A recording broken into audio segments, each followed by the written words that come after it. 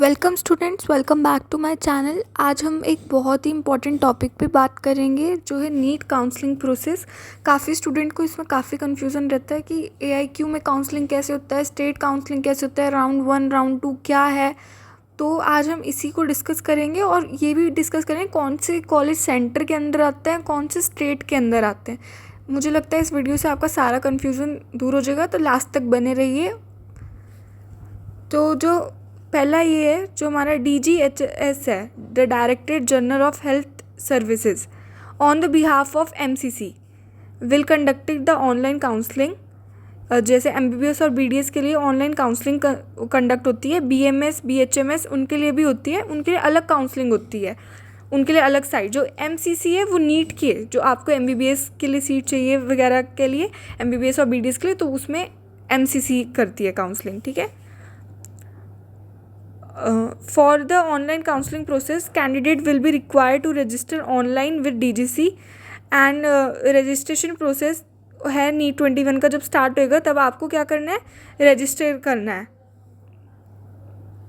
अब मैं आपको बताती हूँ कौन कौन से जो वो हैं कॉलेजेस, वो कौन कौन से कोटा के अंदर करते हैं, कौन सेंट्रल यूनिवर्सिटी के अंदर आते हैं, कौन से आपके जो मेन कॉलेजेस हैं। जैसे आपके पास एम्स दिल्ली है, तो जो उसकी काउंसलिंग होती है वो AIQ के अंदर होता है, क्योंकि वो सेंट्रल कॉलेज है, ठीक है। ऐसे ही यहाँ है, जैसे आपके पास इंस्टीट्यूशन कोटा हो गया, seat of central university Aligarh AMU की, बनारस यूनिवर्सिटी की, university of Delhi, faculty of dentistry Jamia Millia college Delhi, internal quota of seat under employ state insurance corporation and arm force medical college. इन सब की क्या होती है, हमारे जो काउंसलिंग होती है वो AIQ के अंदर होती है। ये नहीं कि जैसे आपके पास AFMC पुणे है, वो पुणे के अंदर आता है, तो आप महाराष्ट्र की स्टेट काउंसलिंग कराओगे, उसके लिए नहीं, उसके लिए आपको AIQ के अंडर काउंसलिंग करानी पड़ेगी, क्योंकि वो कॉलेज आपको रैंक के बेसिस पे मिलेंगे, ये स्टेट कोटा के बेस पे नहीं मिलेंगे। आप देख सकते हो कॉलेज कौन कौन से, जैसे आपके पास AMU हो गया, आपके पास BHU हो गया, आपके पास यूनिवर्सिटी होगी दिल्ली की, आपके पास आर्म फोर्स मेडिकल कॉलेज हो गया, आपके पास एम्स दिल्ली हो गया। तो ये जो सारे कॉलेजेस आते हैं ना, ये आपके आते हैं सेंट्रल यूनिवर्सिटी के अंदर, ना ये नहीं कि एम्स अगर दिल्ली में है तो वो DU के अंदर आता है, नहीं, ऐसे नहीं है। इसकी वेबसाइट आप वो देख सकते हो, www.mcc.nic.in, ठीक है। Candidate of Andhra Pradesh and Telangana would be eligible for participating against 50% of all Indian quota. Candidate must know that non-refundable registration counseling fees and refundable tuition fees have to be paid at the time of registration। ये याद रखो, जो आपके पास क्या होता है, हमारी registration fees होती है, एक होती है रिफंडेबल, एक होती है नॉन रिफंडेबल। नॉन रिफंडेबल होती है जब आप एक रजिस्टर कराते हो कि आपको कौन कौन से कॉलेजेस चाहिए, तो आपको एक नॉन रिफंडेबल फ़ीस होती है 1000 रुपये फॉर जनरल कैटेगरी, और ST SC वगैरह के लिए होती है 500 रुपीज़। तो वो आपको देना पड़ता है, वो वन टाइम फीस है, वो आपको वापस नहीं मिलती। पर जब आप सीट लॉक कर लेते हो तब आपको 10,000 रुपीज़ देने होते हैं, और वो रिफंडेबल फ़ीस होती है। नेक्स्ट है reservation of seat under physical disability category has been increase from 3% to 5% and the 21 benchmark disabilities as मतलब जो 21 disabilities हैं at the right, जो था the right of person with disability, उसको बोला है। उसमें आपके पास पहले 3% सीट होती थी, उससे सीधा 5% सीट है, 21 डिसेबिलिटी के बेस पर आपको ये सीट्स दी जाती हैं। इनके लिए आप फिर से देख सकते हो कौन सी वेबसाइट, www.nic.in, www.mccnews.in को कवर करेंगे।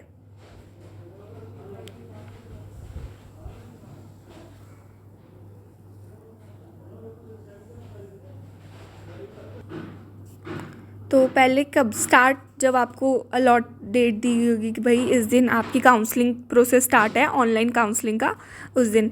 तो फॉर ऑनलाइन मेडिकल काउंसलिंग आपको कहाँ लॉगिन करना है, http://mcc.nic.in पे, ठीक है। ये आपकी साइट है MCC, वो ऑनलाइन काउंसलिंग के लिए आपको इस साइट पे लॉगिन करना है।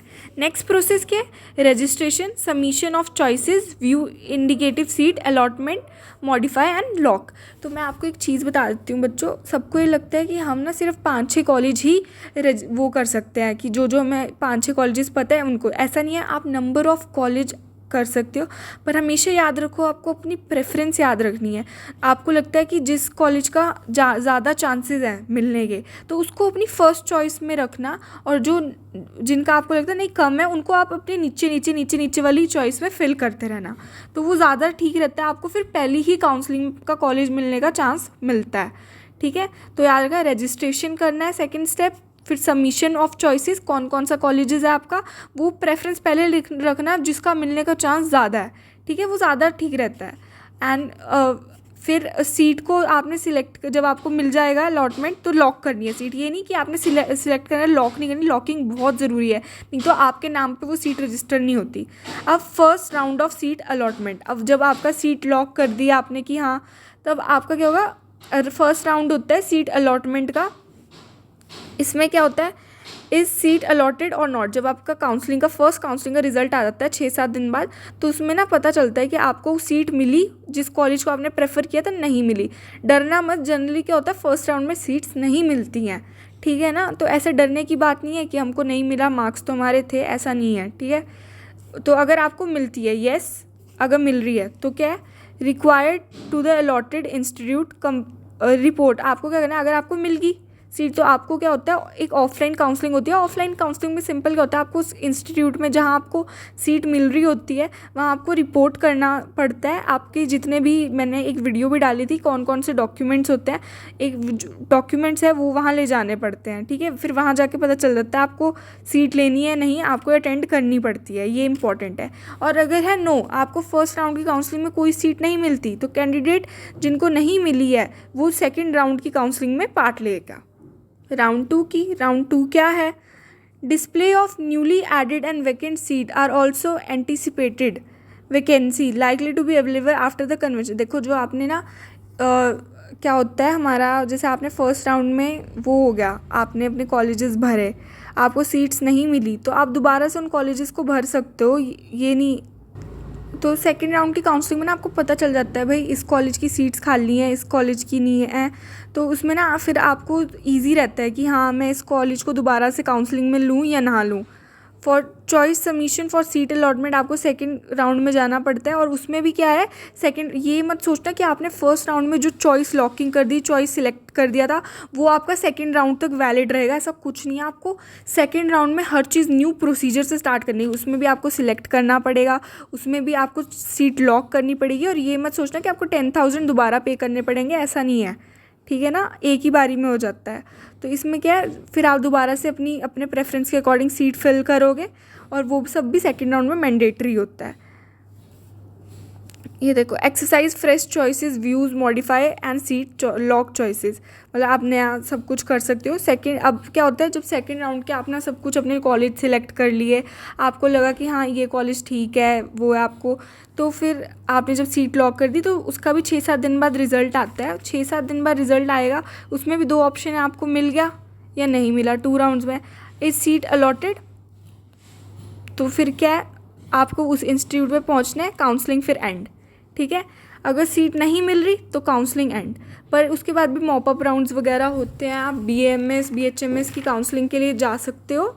ठीक है, तो ये ज़्यादा कुछ वो बड़ा प्रोसेस नहीं है, बस ये याद रखना, आपको सीट चॉइस कर रहे हो तो सीट को लॉक करना भी ज़रूरी है। सबसे इम्पॉर्टेंट, बच्चे क्या करते हैं, चॉइस तो फिल कर लेते हैं कि ये कॉलेज चाहिए, ये, पर लॉक नहीं करते हैं सीट्स, ये मत करना। ठीक है, आप कहीं भी जाओगे, आप किसी साइबर कैफ़े में जाओगे हेल्प लेने, तो उन भैया को जनरली सब कुछ पता होता है, क्योंकि वो काफ़ी टाइम से ये सब कर रहे होते हैं, तो उनको पता होता है। और ये नहीं है, ये आप अपने मोबाइल फ़ोन से भी कर सकते हो, अपने PC से भी कर सकते हो, ये काफ़ी बड़ा वो नहीं है, आपको ये लगे कि यार क्या क्या है। बस ये याद रखना, जो आपके सेंट्रल कॉलेजेस है ना, उनकी जो काउंसलिंग होती है वो स्टेट के अंदर नहीं होती है, वो आपकी AIQ के अंदर होती है। जैसे एम्स दिल्ली हो गया आपका, ठीक है, AMU हो गया, AFMC हो गया, तो यही सब है। Thank you. अगर आपको मेरा वीडियो अच्छा लगा हो तो लाइक करना, चैनल को सब्सक्राइब करना। Thank you.